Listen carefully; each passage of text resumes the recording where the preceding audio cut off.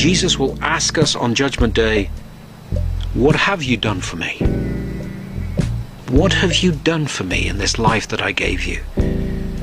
How have you been obedient to my command? Where was the mercy and the care that I called you to show your neighbor? Show me in your life. God will put this to us on Judgment Day. And even if, like the lawyer, we can say, well, I did everything. Even when we have done all those things, it will be God's mercy and God's love for us that saves us. And all we can claim is that I've only done what I was commanded. I've earned nothing.